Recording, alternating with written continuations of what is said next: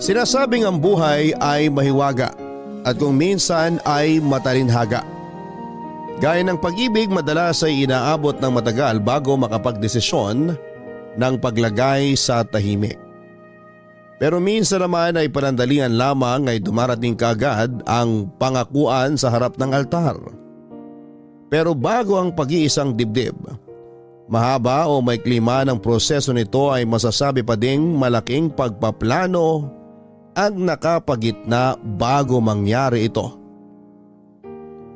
Ang inyong mapapakinggang kwento ngayong Sabado ay istorya na galing kay Liza, isang babae na mabilis na hulog sa tamang lalaki.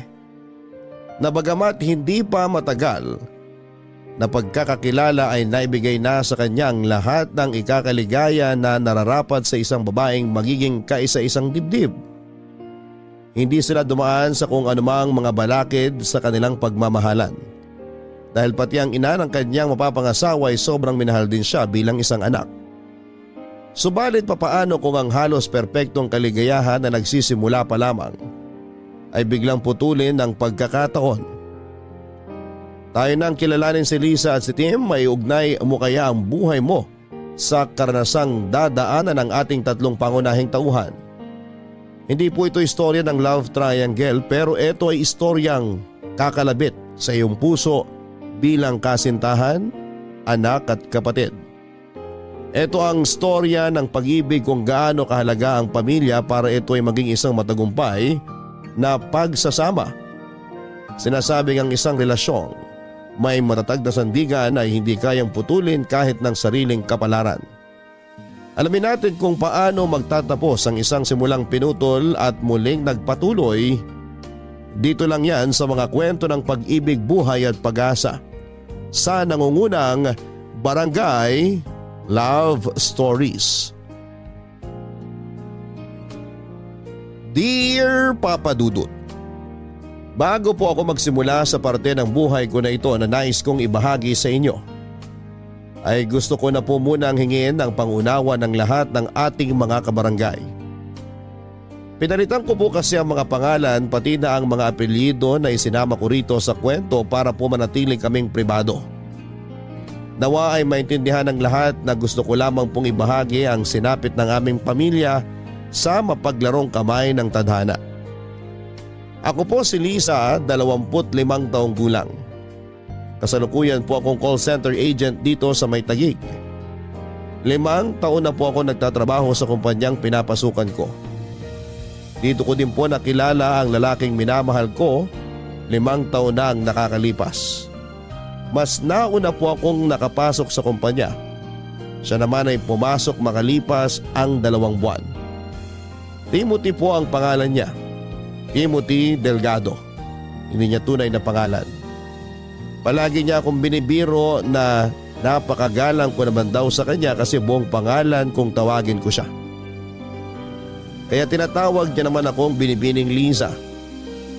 Nainis po ako sa kanya kasi parang ang sarcastic kapag tinatawag niya akong binibini. Kaya para wag na akong mainis ay tinatawag ko na lamang siyang Timothy. Hindi ko na sinabi ang apelyido niya. Pero napakakulit po talaga niya. Kasi biglang nais naman niya ay Tim na lang ang itawag ko sa kanya. Hindi naman kami close kaya bakit ko siya tatawaging Tim? Kaya nakaisip na naman siya ng pang-asar sa akin. Sinimulan niya naman po akong tawagin sa buong pangalan. Kaya nagtunog formal at napakagaling niyang mang-asar, Papa Dudut.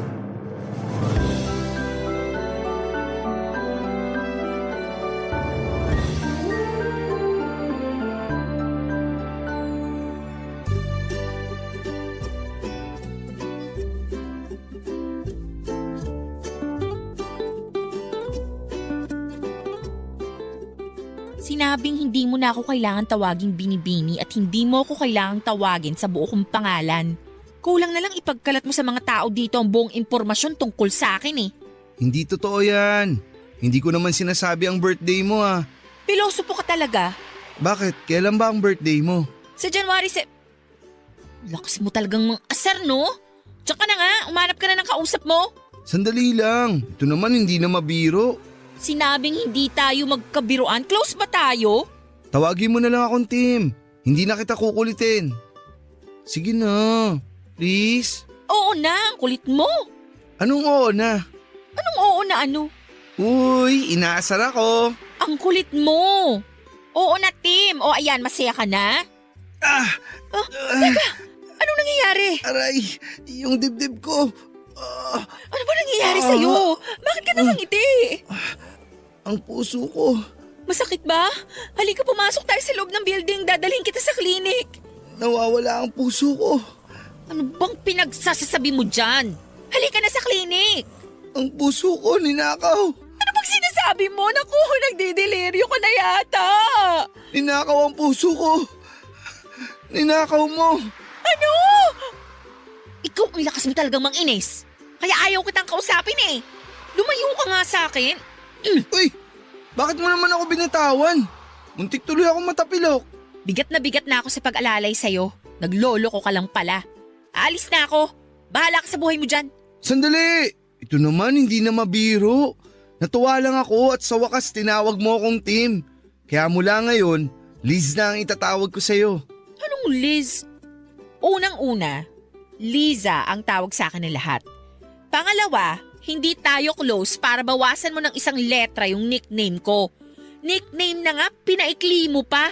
Eh di, ako lang ang tatawag sa'yong Liz dito. Parang alam mo na, terms of End that sentence kung ayaw mong hindi na kita pansinin forever. Okay, sige po ma'am. Sarcastic ka ba? Bakit mo ko tatawaging ma'am? Estudyante ba kita? Lisa lang. Lisa, okay? Nice. So, okay na tayo ha. Liza ang tawag ko sa'yo at Tim ang tawag mo sa akin. Tara. Anong tara? Uuwi na ako, no? Sakto. Hatid na kita. Oh, huwag ka nang umindi. May dala akong sasakyan. Para di ka na mahirapan sa biyahe. Doon lang ako nakapark. Lakad pa tayo ng konti. Uy, huwag kang mag-alala. Mabuti naman akong tao. Alam mo naman yun, di ba? Yun lang yung sasakyan ko. Oh. Tara na. Ang kulit mo! Tara na nga. Gusto mo kain muna tayo sa labas? Gusto mong iwan kita dito? O sige, saka na tayo kumain sa labas. Busog pa naman ako eh. Oh, nasa na yung sasakyan mo? Ayan. Motor? Papadudot din naman po sa minamalit ko ang motor at mga nagmomotor. Nagulat lang po ako kasi hindi pa ako nakakasakay sa motor sa buong buhay ko kasi medyo natatakot ako. At ayun na po, kahit na hindi pa ako nakakasakay ng motor ay napilitan na din ako dahil iba talaga ang pagkakapursige ni Tim Papadudot. Hindi niya ako tinatantanan hanggat hindi napapapayag Papadudot. Kasi yung mga pagtataray ko sa kanya, arte ko lang naman talaga yon. Kasi una ko pa lamang siyang nakita ay parang may kilig na akong naramdaman. Feeling high school ako noon na crush yung kaklase pero kunwari ay nagtataray. Yun na yun, ang mismong pakiramdam ko. Pero syempre kahit sumakay na ako sa motor niya ay hindi ko talaga pinaramdam sa kanya na kinikilig ako Papadudot. Hindi naman siguro niya nahalata dahil sa higpit ng pagkakayakap ko sa kanya. Pero Papadudot, don't get me wrong ha. Kasi nga first time kong sumakay ng motor kaya takot ako. Yun ang dahilan ng mahigpit kong yakap sa kanya. Di naman siya nag-isip ng kung ano kasi ramdam niya din na nanginginig ako sa takot. Ginawa naman niya ang pangako niya na mag-iingat ng sobra dahil nga kasama niya ako. Sobrang bagal lang ng takbo ng motor niya para hindi ako matakot. Simula noon ay araw-araw na kaming magkasabay. Araw-araw na akong sumasakay sa motor niya sa loob ng isang buwan. Sa loob ng isang buwan ay 4 na beses na din ako nakapunta sa kanila. Nakilala ko si Tita Alona, ang nanay ni Tim. Tuwing Biyernes pag uwi namin galing trabaho ay sinasama ako ni Tim sa kanila para iwan ang motor niya at sunduin si Tita Alona para magsimba. Matapos magsimba ay sa bahay nila kami maghahapunan dahil lagi nagluluto si Tita Alona. Papadudot kung ako ay patagong pagka-crush ang nararamdaman kay Tim. Pero si Tim ay ramdam na ramdam ko na hindi lang ako crush. Ramdam ko ang pagmamahal niya sa akin dahil ang laki ng respeto niya sa akin Papadudot.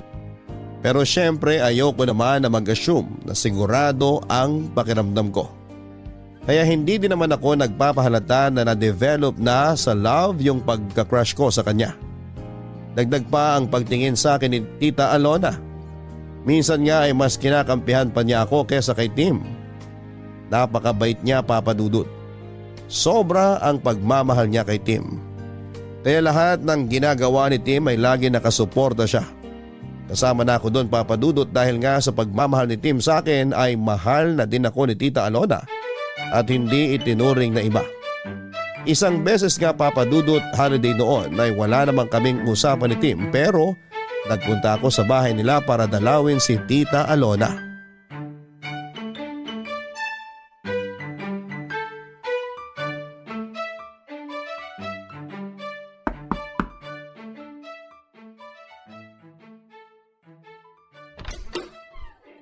Tita, magandang tanghali po.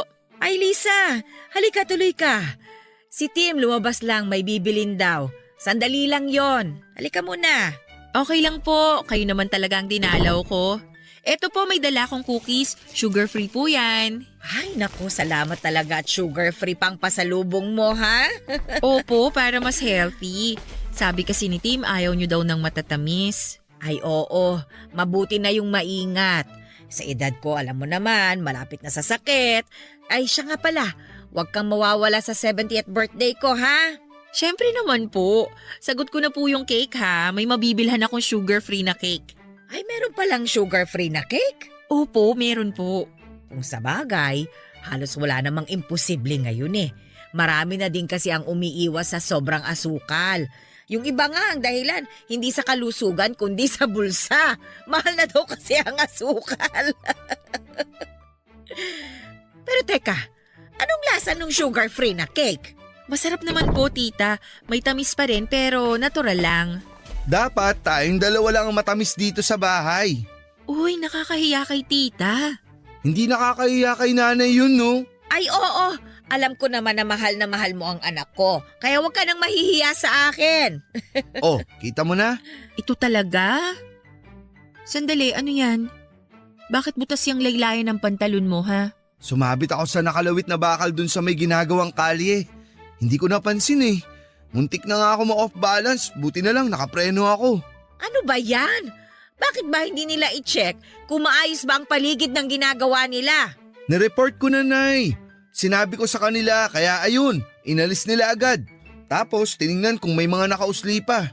Napakadelikado nun ah. Okay ka lang ba? Uy, worried. Umayos ka nga, hindi biro yan. Paano kung merong nangyari sa'yo? Ay, napikon. Sorry po. Totoo naman ang sinasabi ni Liza, anak. Napakadelikado nun. Ay nako, nagkampiyan na sila. Dapat lang, naiinis ako sa'yo. Muntik na nga ako maaksidente, naiinis ka pa sa akin. Sige ka, pag nawala ako, iiyak ka. Hindi magandang biro yan ah. Anak, ayoko din ang biro mo ha. Oh, kumalma na kayo. Mabuti pa, kumain na tayo nitong dala ni Lisa. Sandali lang at aayusin ko ha. Huy, biro lang yung sinabi ko na mawawala ako. Hindi nga magandang biro yun. Sorry na, wala namang nangyari sa akin eh. Wala nga, paano kung meron? Nag-iingat naman ako. Pangako, mas mag-iingat pa ako lalo. Iisipin ko na lagi kang nakasakay sa motor ko para lagi ako mag-iingat sa pagmamaneho. Oh, ngiti ka na. Di ka ba nasugatan? Hindi, napunit lang tong pantalon ko. Kayang-kaya kong tahiin tong punit. Ako na magtatahi, hubarin mo na. Ha? Huhubarin? Ano ka ba? Nandyan si nanay oh. Uumpisahan mo na naman ako eh. Sige, Pikon na naman. Huwag ka nang mapikon. Natutuwa nga ako at sinurpresa mo ako sa pagdating mo ngayon eh. excuse me no. Nandito ako kasi dinalaw ko si Tita Alona at hindi ikaw. Sige nga, tingnan mo nga ako sa mata. Tapos sabihin mong hindi ako ang ipinunta mo dito. Naiinis na ako ah. Oo. Baka magkapikunan pa kayo dyan ha. Halina kayo rito sa mesa. Handa na yung merienda natin. Papadudot kahit napatawa na ako ni Tim ay hindi naalis sa akin ang aksidenteng kinasangkutan niya ng mga oras na yon, Papadudot. Malit na aksidente man yon pero aksidente pa rin. Nakakatakot kasi at alam naman natin ang mga nagmumotor. Sinasabi nila na laging nasa hukay ang isang paa mo. Natatakot ako sa kasabihang yon, Papa Dudut. Matapos ang merienda at kwentuhan ay nagpaalam si Tita Alona na magpapahinga daw muna siya kaya naiwan kami ni Tim. Kinausap ko siya ng masinsinan, Papa Dudut. Sinabi ko na baka pwedeng wag na siyang magmotor. Sinabi ko na pwede naman kaming mag-jeep lang o mag-taxi sa tuwing may pupuntahan. Sabi niya ay napaka-convenient daw kasi ng motor, lalo na daw pag traffic. Madali lang daw umiwas at sumingit-singit. Alam kong mahirap pa siyang kumbinsihin kaya hinayaan ko na muna ang aking request. Pero ang sabi ko sa sarili ko ay makukumbinsi ko din siyang wag nang magmotor. Darating ang araw na yon, pangako ko sa sarili ko. Makalipas ang 1 linggo matapos yung minor accident na pumunit sa pantalon niya, ay pupunta na uli ako kina Tim. Pero sinundo niya ako, Papa Dudut. Ayon, nakamotor kaming bumiyahe. Maingat namang magmaneho si Tim mula sa amin hanggang sa kanila at maayos naman ang naging biyahe naming dalawa. Sobrang palagay na ang loob sa akin ni Tita Alona kaya open na din ako sa mga biruan namin. Hindi na ako nangingiming tumawa ng malakas kapag nagpapatawa si Tim. Kasi pag tumatawa ako mas tawang-tawa si Tita Alona sa tawa ko. Hanggang isang beses ay tinanong ako ni Tim kung takot pa daw ako sa motor matapos ang mahigit 2 buwan ng pagsakay ko sa motor niya. Sabi ko ay medyo hindi na. Aba Papa Dudut, biruin ba naman ako na yung mahigpit na pagyakap mo sa akin ay hindi nadala ng takot? Nabigla ako sa tanong niyang yon at hindi ko alam ang sasabihin pero dahil hindi na ako nahihiya, kahit nadinig pa ni Tita Alona ang tanong niya ay natawa na lamang ako.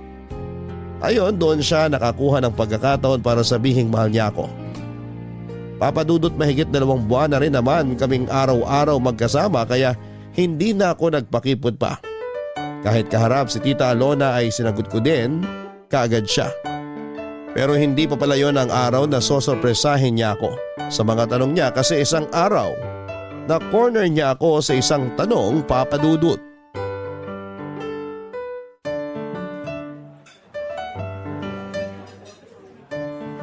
Ano to? Papatikin mo sa akin lahat yung nasa menu nila? Pero masarap naman ang pagkain nila dito, di ba? Masarap nga pero bakit ang dami mong in-order? Ang hirap tuloy magpigil ng kain. Teka nga, ano bang okasyon? Mamaya ako na sasabihin. Hintayin muna natin si nanay. Ano? Dadating si tita tapos pinakain mo na ako? Ano ka ba, nakakahiya? Dapat hinintay muna natin siya. Sabi niya kasi mauna na tayong kumain. Kasi baka medyo matagalan siya ng dating. May naasikaso pa raw siya eh. Pero parating na yun. Eh basta, hihintayin ko muna si tita. Mamaya ako na itutuloy yung pagkain. Anak! Ayun na pala si nanay. Sabi sa'yo parating na siya eh. Mano po, Nay? Magandang tanghali po. Mano po? Ay, kaawaan kayo ng Diyos. Naku, pasensya na kayo ha. Kanina pa talaga ako tapos doon sa inasikaso ko. Yung traffic ang nagpatagal sa akin eh. Ay, napagod ako. Sabi sa inyo eh. Bibilang ko na kayo ng sarili niyong motor para kahit traffic, pwede kayong dumaan sa mga masisikip na daan. Tigilan mo nga ako. Unang-una, sa edad kong ito, pagmomotorin mo ako? Oh, ayaw niyo nun, Nay. Ang angas ng dating niyo pag nakamotor. Ito talaga, tigilan mo na nga si tita. Ay naku, laging ganyan yan, iha. Dati nga sabi ba naman, bibilihan niya raw ako ng leather jacket para daw magmukha akong action star, para daw walang mambastos sa akin. Aba, sabihin na natin na mukha akong nakakatakot. Eh pero hindi ba mas mukha akong tanga at naka-leather jacket ako sa init ng panahon? Uy, wag mong pigilan yan, baka kabagan ka. Tita, ayoko pong tumawa. Ay iha, wag ka nang mahiya. Nakakatawa naman talaga eh. Hindi lang ako makatawa kasi nanunuyo itong lalamunan ko. Inom po muna kayo. Ito po, tita oh. Ay, salamat iha. Ayan. Ay, salamat naman at hindi natuyo ang lalamunan ko. Pwede na tayong tumawa. Ano nga ba yung tinatawanan natin? Yung tungkol po sa mukha kayong action star na naka-leather jacket sa ilalim ng mainit na araw. Sorry po. Itong anak ko na ito talaga, hindi na makabiro. Ayan ha, sinasanay ko na ang sarili ko ha. Anak, sige, sabihin mo na. Sabihin ng alin po. Liza, matagal na din naman tayong magkarelasyon. Siguro naman, pwede na tayong magpakasal. Okay ka lang? Tinatanggap mo ba ang proposal ko? Ha? Nabigla naman ako sa sinabi mo. Kung hindi ka pa handa, maiintindihan ko. Maghihintay ako. Ay, wala akong sinasabing ganyan. Siyempre payag na payag ako. Ay nako, salamat naman sa Diyos. Pero iha, syempre kailangan pa din namin na hingin ang kamay mo sa iyong mga magulang. Kailan ba pwede? Kung kailan po kayo pwede, tita? Ano bang tita? Nanay na ang itatawag mo sa akin. Opo. Nanay? Yun! Ang sarap pakinggan! Huwag kang ngang maingay, nakakahiya sa ibang mga tao. Bakit ba? Masaya ako eh. Mga kaibigan, ito po si Liza, girlfriend ko. Pumayag na po siya na magpakasal kami.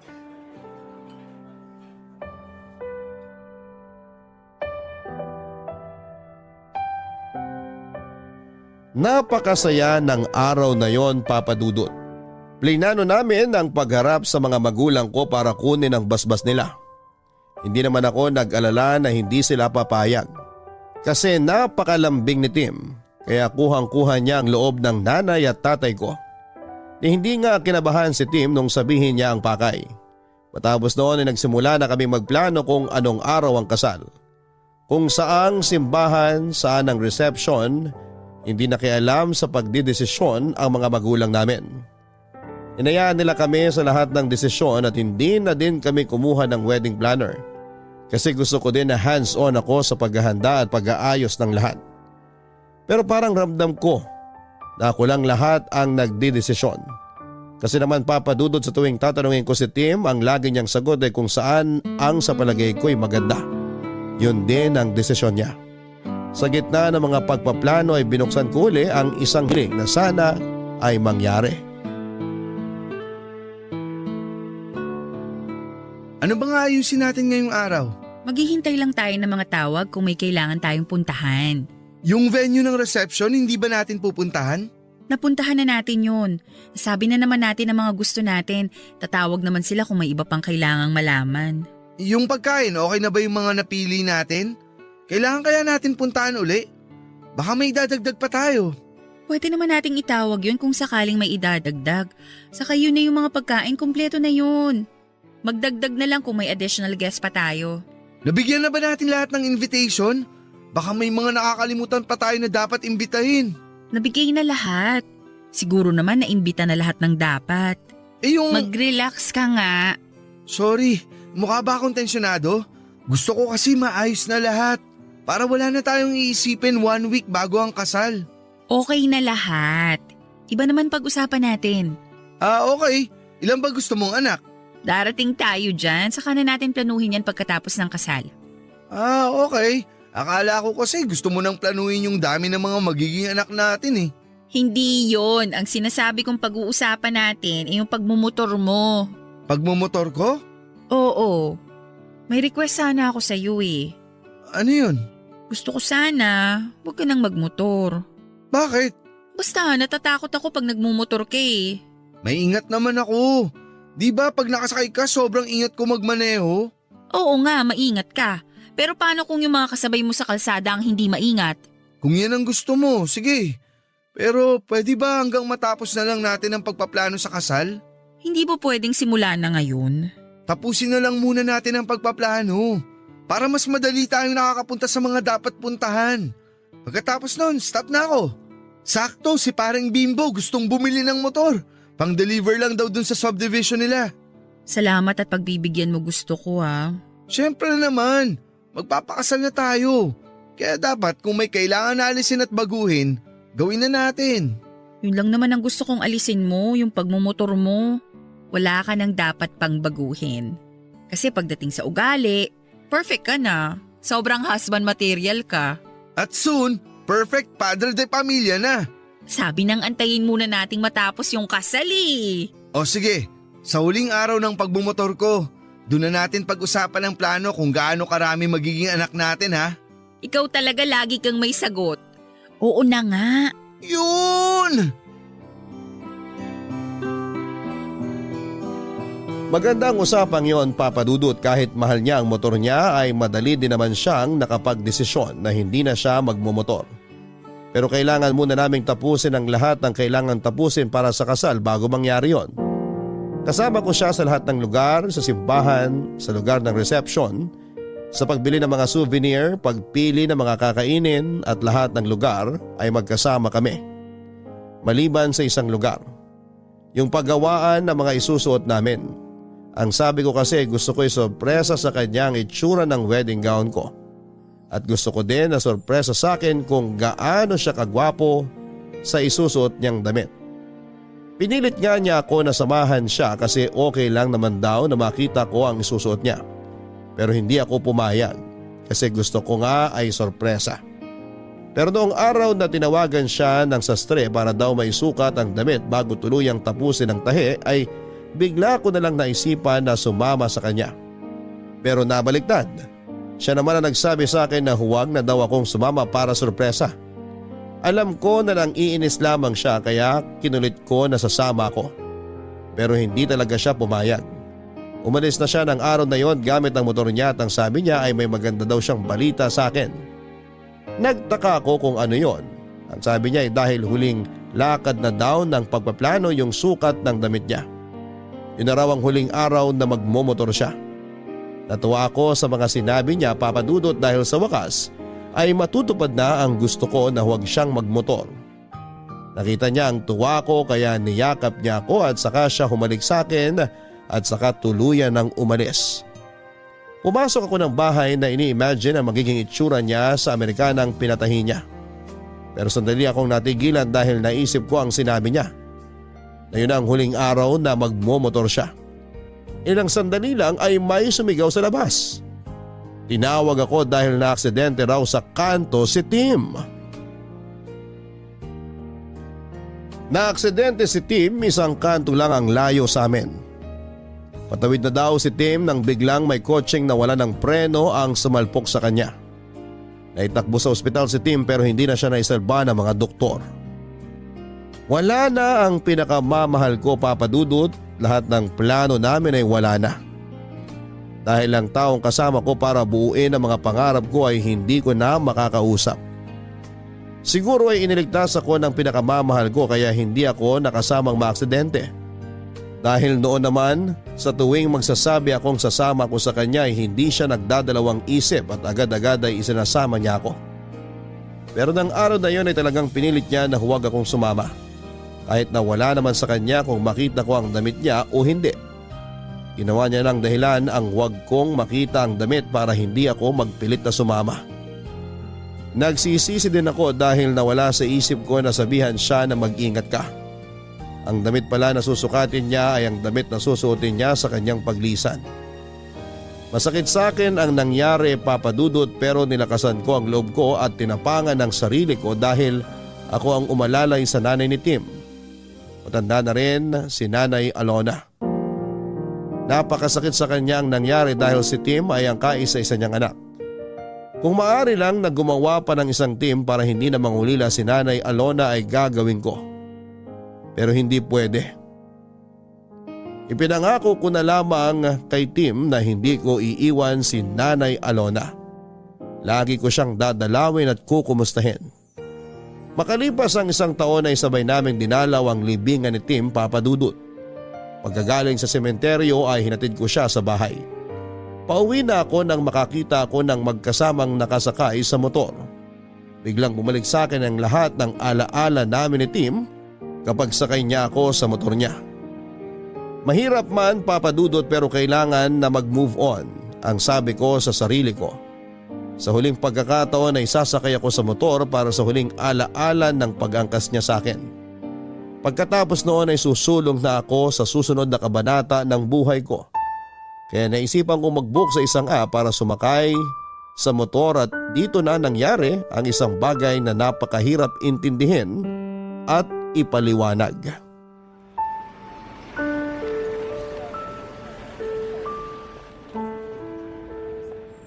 Anak, hindi mo naman ako kailangang ihatid pa.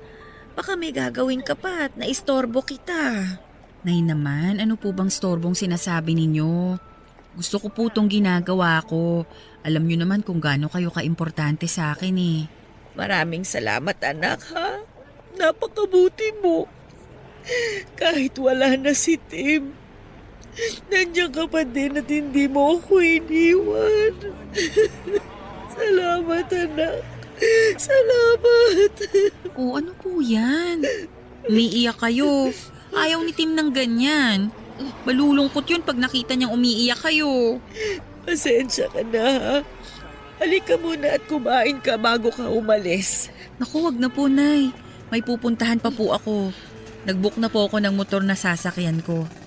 Malapit na rin pong dumating dito.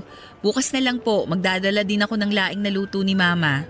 Oy sige, masarap magluto ng laing ang mama mo. Magluluto din ako ng paborito ni Tim na sinigang na bangus sa bayabas. Sige, Nay. Magkita po tayo bukas, ha? Ano po? Kaawaan ka ng Diyos. Mag-iingat ka ha. Papasok na ako sa bahay. Opo. Tim, miss na kita. Pangako magmo-move on na ako. Nag-book ako ng motor. Sasakay ako ng motor sa huling pagkakataon.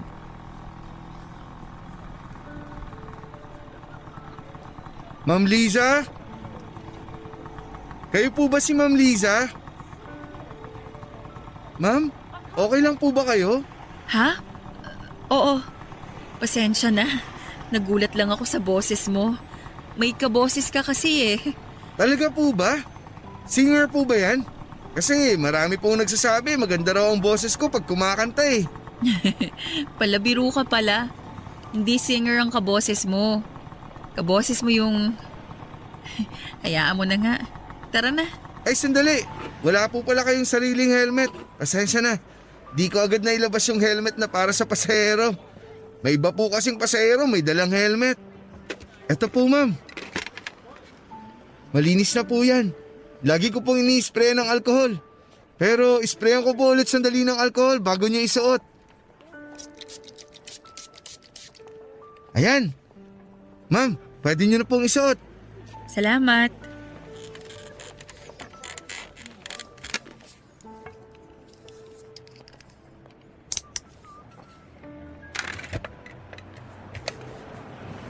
Sakay na po kayo ma'am. Bago po tayo umandar ma'am, check ko lang. Komportable naman po kayo sa pagkakaupo nyo? Ha? Oo, komportable naman. Salamat. Don't worry ma'am, ihatid ko kayo ng safe and sound. Maingat po ako, lalong-lalo na kung may sakay. Naalala ko yung boyfriend ko sa'yo. Napakaingat nun sa pagmamaneho ng motor. Pero yung bumangga sa kanya hindi nag-ingat eh. Ay, opo, may mga ganyan po talaga. Nakakainis yung mga kamote na yan. Kamusta na po si sir? Wala na siya. 1 taon na siyang wala. Babangluksa niya ngayon. Simula nung nawala siya, ngayon na lang uli ako sumakay ng motor. Ay, sorry po ma'am. Okay lang. 1 taon na din naman. Kailangan ko nang sumulong sa buhay ko. Sobrang bait po siguro ni sir, no? Oo. Alam mo ba, siya yung kaboses mo. Nakakatakot naman kayo ma'am. Ay, pasensya na. Hindi ko gusto na takutin ka. Sobrang nagulat lang kasi ako kanina nung tinawag mo ako sa pangalan ko eh.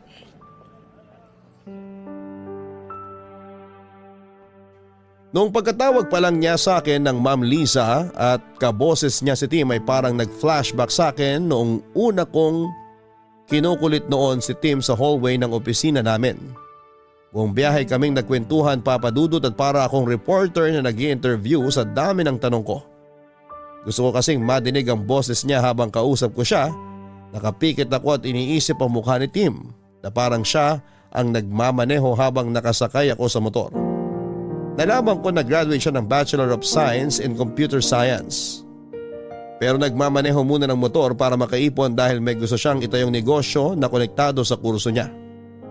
Nagpa-cute pa nga siya, Papa Dudut, kasi nung tinanong ko, ayaw niyang sabihin kung anong negosyo ang itatayo niya. Huwag na daw muna kasi baka maudlot. Ewan lang kung bakit ba naitanong ko sa kanya kung may asawa na siya. Sinagot niya naman na wala. May kasintahan daw siya dati kaso ay hindi rin sila nagtagal. Ayon sa kanya ay hiniwalayan siya dahil wala daw siyang oras para sa relasyon nila. Ayun nga, tuloy-tuloy ang kwentuhan namin sa buong biyahe. May mga tanong ako at sagot siya na nagkakatawanan pa kami na parang ang tagal na naming magkakilala. Papa Dudut, hindi naman sa defensive ako pero gusto ko lang talagang madinig ang boses niya. Kaya nakipagkwentuhan ako sa kanya kasi hindi ko naman masasabi kung makakausap ko pa ulit siya o kung may makakausap pa ako na kaboses ng boyfriend kong si Tim. Siguro pagkakataon na ng uli ang gagawa ng paraan kung magkikita at magkakausap pa uli kami. Malapit na akong buwaba at halos lahat na itanong ko na sa kanya maliban sa pinakaimportante, ang kanyang pangalan. Hindi ko kasi nabasa yung pangalan niya sa app kasi wala ako sa wisyo noong nag-book ako. Noong matanggap niya yung booking ay itinago ko na kaagad ang phone ko. At habang nasa biyahe ay hindi ko naman makuha ang phone ko sa bag ko kasi kinakabahan ako, Papa Dudut. Pagbaba ko ng motor at bago ko pa man may tanong ang kanyang pangalan ay nakiusap na siya na kung pwede raw ay makiinom para daw hindi na siya bibili ng tubig at matipid niya ang budget niya sa araw na yon. Niyaya ko siyang pumasok sa bahay pero nahiya siya at doon na lang daw siya maghihintay sa labas. Siyempre hindi ko na siya pinilit pa. Agad akong pumasok sa bahay para kumuha ng tubig. Sakto may bottled water pa ako na hindi nabubuksan sa ref. Paglabas ko ay saktong tinanggal niya ang helmet niya. Nang iabot ko na ang tubig ay tinanggal niya naman ang suot niyang mask. Noong ko unang naramdaman ang halo-halong emosyon at hindi ko alam kung papaano ipapaliwanag yon.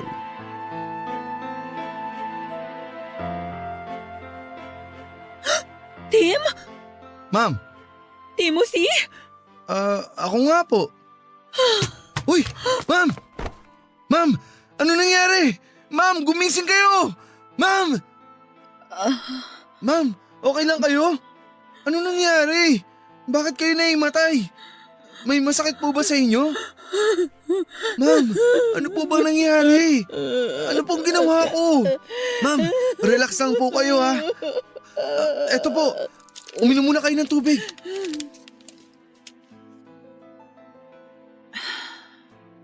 Okay na kayo, ma'am? Kalmado na po ba kayo? Oo. Okay po. Bakit po kayo naimatay? Ano po bang nangyari? Para kayong nakakita ng multo eh. Yung binigay niyo pong tubig, napainom ko din tuloy sa inyo. Joke lang po. Pinapatawa ko lang kayo. Tim? Ikaw ba talaga yan? Opo, ako nga po. Yun din po yung pangalan na nakalagay sa app. Bakit po parang ngayon nyo lang na-realize yung pangalan ko? Hindi ko tinignan ang pangalan mo sa app kanina. Sobrang lalim ng iniisip ko eh. Ang nakita ko lang yung numero ng plaka ng motor mo. Bakit po gulat na gulat kayo na Timothy ang pangalan ko? Paano nyo rin po nalaman na Tim ang nickname ko? Ay, huwag nyo na pong sagutin yung huling tanong. Obvious naman po kasi na kaya Tim dahil Timothy ako. Pasensya na po kayo ha. Pinapatawa ko lang kayo para ma-relax kayo. Tim, naguguluhan na ako. Mas naguguluhan ako, ma'am. Ano po bang nangyayari? Hindi mo ba talaga ako kilala? Hindi po. Ngayon ko lang po kayo naisakay. Timothy Delgado? Ano po? Ikaw si Timothy Delgado. Hindi po. Timothy Garcia po ako. Nakakatakot naman kayo, ma'am. Napagkamalan niyo ako yung kakilala niyong Timothy. First time niyo lang po bang nakadinig ng may kapangalan? Joke lang po. Hindi lang sa pangalan eh. Hindi ko alam kung paano ko ipapaliwanag sa'yo. Sige po, ma'am. Makikinig po ako. Pwede bang samahan mo ako pabalik kung saan mo ako sinakay? Okay lang po sana, ma'am. Kaso, May schedule pa po ako ngayon eh. Baka malate po ako ron. Nagdadrive din po ako ng rent-a-car. May ihatid po ako sa Pampanga. 5 p.m. po yun kaso may nakuha pa po akong isang pasahero sa motor bago ako umuwi. Pasensya na ma'am ha. Hindi po sa nagdadahilan ako. Alam ko na. Kunin ko na lang po ang number nyo. Kontakin ko po kayo bukas pagbalik ko dito sa Maynila. Eto yung number ko. Pasensya na, pakopya na lang dyan sa cellphone. Hindi ko na maalala ang number ko, naguguluhan ako. Opo ma'am, ang gulo po talaga.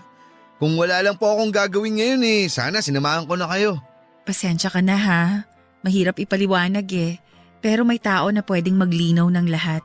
Sige po ma'am, eto na po ang cellphone nyo. Nakuha ko na po ang number nyo. Sinave ko na din po ang number ko sa phone nyo. Ma'am, nakatulala po kayo. Pasensya ka na. Huwag ka sanang mawirdohan sa akin ha.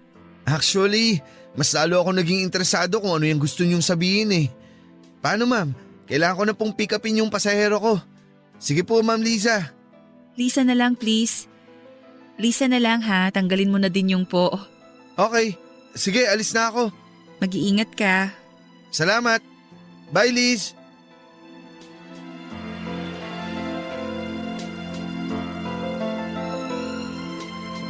Para akong binuhusan ng malamig na tubig nang tawagin niya akong Liz dahil yon ang gustong itawag sa akin noon ni Tim. Pero hindi ko siya pinayagan. Ang salitang mag-ingat ka na hindi ko nasabi kay Tim bago siya na aksidente ang nasabi ko sa taong ito na hindi ko alam kung kilala ko na o ngayon ko lang nakilala. Maniwala kayo sa hindi, ako mismo ay nagitla sa mga pangyayari. Mistulang eksenang hango sa isang pelikula ang pagkakita namin dalawa. Sadyang ayaw magpatalo ng utak ko at patuloy na iniisip nito na guni-guni ko lamang yung nangyari. Hindi totoo. Pero mali ako, mas totoo pa ito sa inaasahan ko. Gulong-gulo ako papadudot at kinabukasan ay tinignan ko ang aking telepono. Tinignan ko kung nandun ang numerong nilagay ng mahiwagang lalaking yon. Nandun nga papadudot. Ibig sabihin ay hindi pa naginip ang nangyari. Nahihiya akong tumawag kaya nag-text na lamang ako. Kinumusta ko siya at hinintay ko ang sagot niya. Pero hindi ito sumagot kaagad at ilang sandali ay biglang tumunog ang cellphone ko. Nag-reply na pala siya sa text.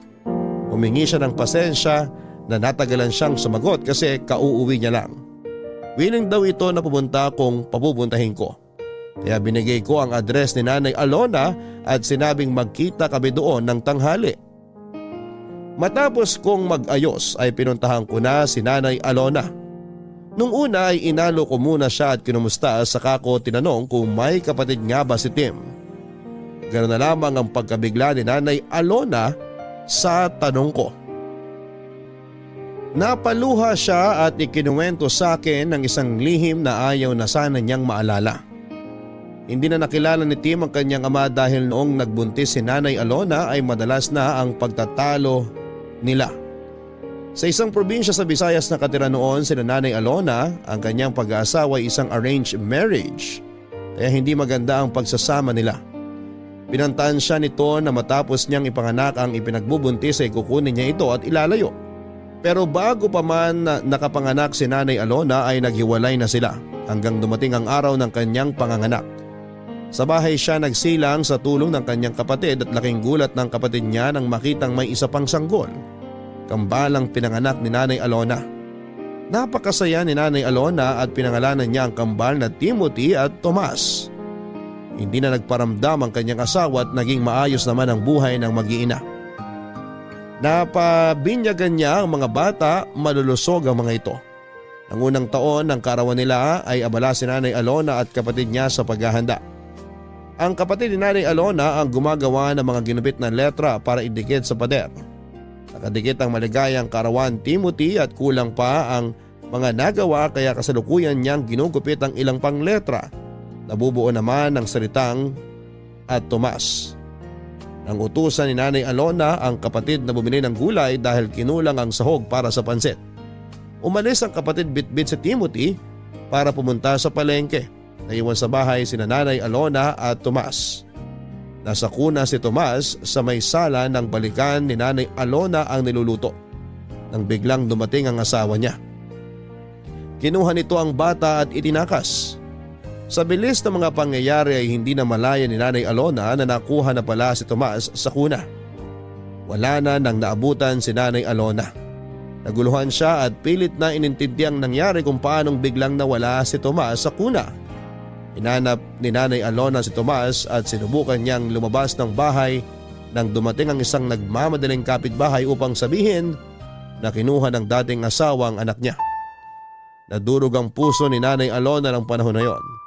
Palibas ay hindi alam ang gagawin kaya hindi niya alam kung paano mababawi ang anak hanggang sa lumipas ang panahon.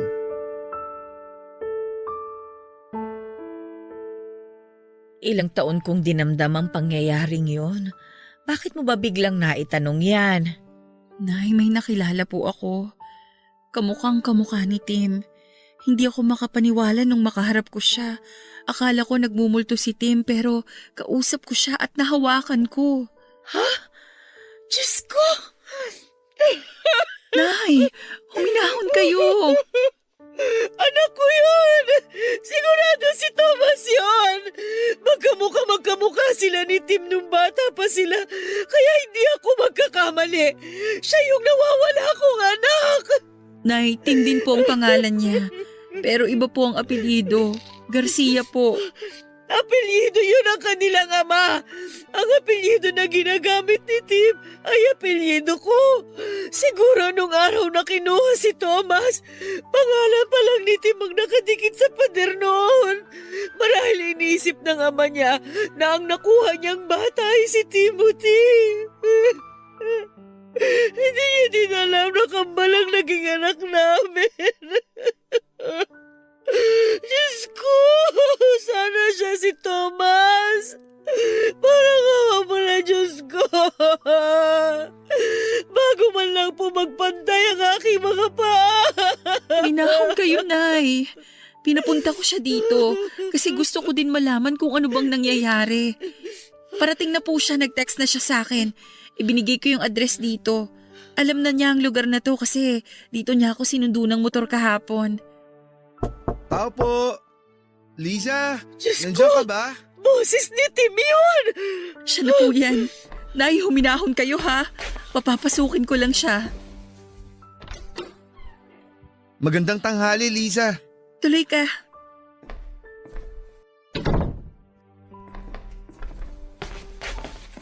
Ay, magandang tanghali po, Nay.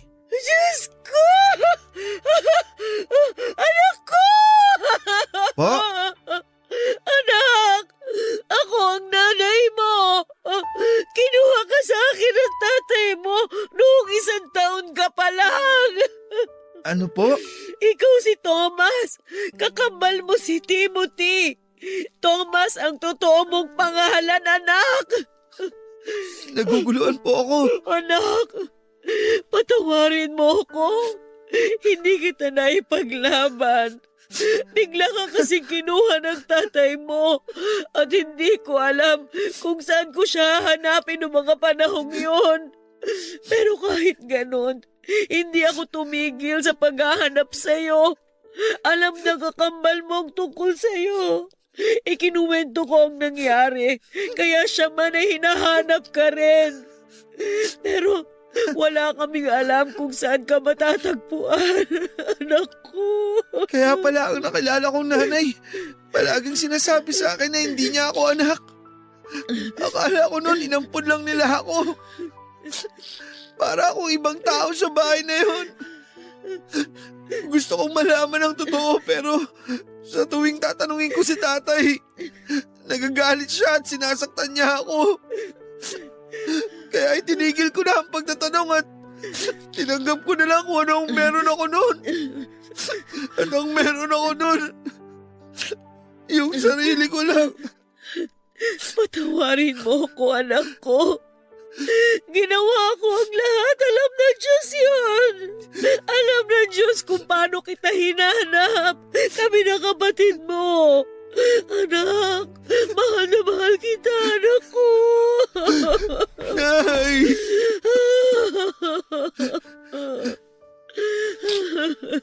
Salamat, Liza. Salamat din at pinigyan mo ako ng dahilan para makausad. Anong ibig mong sabihin? Saka ko na ipapaliwanag. Ang importante ngayon, nakita na kayo ng tunay na nanay mo. Nasaan na pala ang kapatid ko? Anak, wala na siya. Naaksidente siya sa motor nung 1 taon. Oh, ay, oo nga pala. Nakalimutan ko. Nabanggit nga po pala yun ni Liza nung una kami nagkita. Huwag ka nang malungkot. Siguro, masaya na siya ngayon kasi nakita na kita sa wakas. Bukas kung wala kang gagawin, puntahan natin yung puntod niya. Sige, gusto kong pumunta doon. Salamat, Liza. Hindi na ako sasama bukas, ha? Magluluto ako ng pansit. Yun ang handa ninyo nung unang kaarawan nyo. Pero hindi mo na natikman. Gusto kong lutuin uli ang pansit na yun. Bilang muli natin pagsasama-sama. Dahil nabuhay muli ang kapatid mo dahil sa'yo. Hindi lang ikaw ang bumalik sa akin, anak. Pati si Timothy.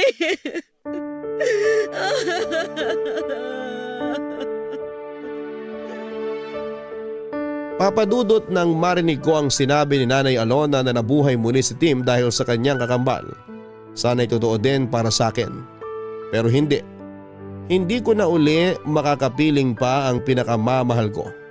Pero para kay Tim ay tatanggapin ko na lamang ang lahat ng nangyari. Oras na nga talaga ng pag-move on. Nakakalito, Papadudot, kasi pareho sila ng pangalan pero hindi na siguro kailangan na magpalit pa ng pangalan si Timothy para ibalik sa Thomas ang pangalan niya. Kasi yun na din naman ang kinalakhan niya.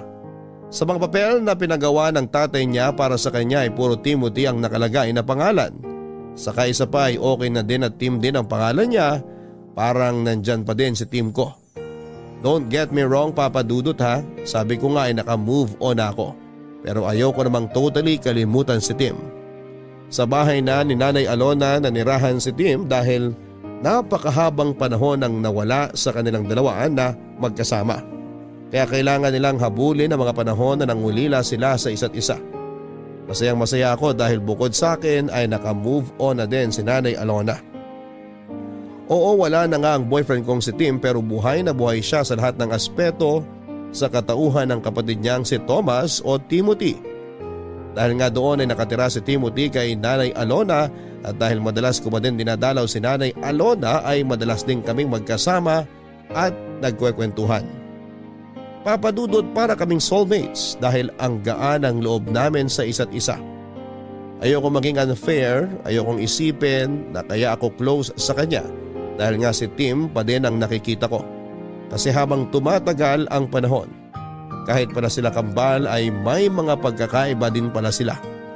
Pareho sila ng sense of humor pero si Tim ay pag seryosong topic ay nagiging seryoso. Si Timothy ay iba. Kasi para sa kanya pag seryoso ang topic ay pinipilit niyang hanapan ng paraan para maging magaan ito. Ayaw niya daw ng mga nakakalungkot. Kasi halos buong buhay niya ay malungkot na. Kaya ayaw niyang nakakakita ng nalulungkot. Papadudot, na kumbinsin na rin namin ni Nanay Alona si Timothy na huwag nang magmotor. Dahil nga hindi magandang nangyari kay Tim dahil sa motor. Sinuportahan din ni Nanay Alona ang negosyong pangarap ni Timothy. May computer shop na siya. All around ang shop mula repair hanggang sa pagpuprogram at kung ano-ano pang may kinalaman sa computer, kaya ni Timothy. Kampante kami sa mga ginagawa namin, Papadudot. May tinatawag kaming relax day, yun ang araw ng day off ko, na kung saan ay araw din na sarado ang shop ni Timothy. Okay naman ang mga paglabas-labas namin para kumain at mag-aliw hanggang isang araw.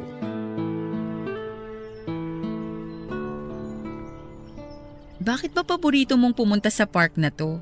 Alam mo, sa totoo lang, hindi ko rin alam. Baka naman may naaalala ka kapag nagpupunta ka dito. Wala naman. Para kasing napapanatag yung utak ko pag nandito ako. So nagpupunta ka dito mag-isa? Hindi. Ayoko namang isipin ng mga taong nakakakita sa akin na loner ako. Sino kasama mo? Iba-iba, mga kaibigan ko. Alam mo bang si Tim?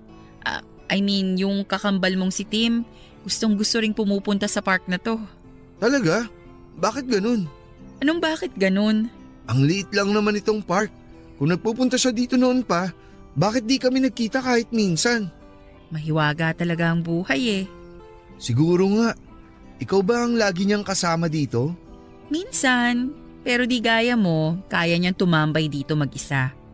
Mag-isa siya dito pag nagkakasamaan kami ng loob. Pagkagaling dito, makikipagkita na siya sa akin. Tapos ang saya na niya at patatawanin na naman ako. Weak ako kaya ayun, natatawa na lang ako tapos okay na kami. Napakabait pala ng kambal ko. Alam mo ba mula nung nalaman kong may kakambal ako at alam ko din na hindi ko na siya mayayakap? Alam mong ginagawa ko? Tumitingin ako sa salamin tapos niyayakap ko ang sarili ko. Ang weird pero ang cute.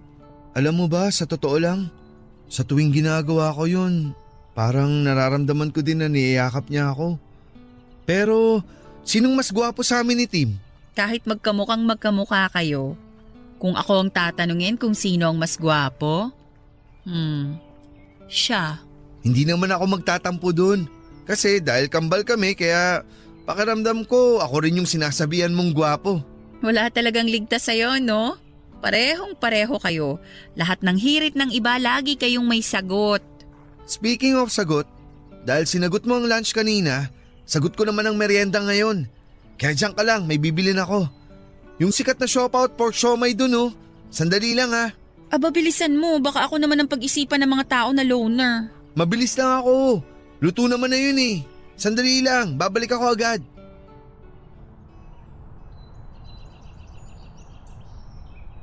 So, ikaw yung pinalit sa akin? Ha? Ako bang kausap mo, miss? Di pa ba obvious?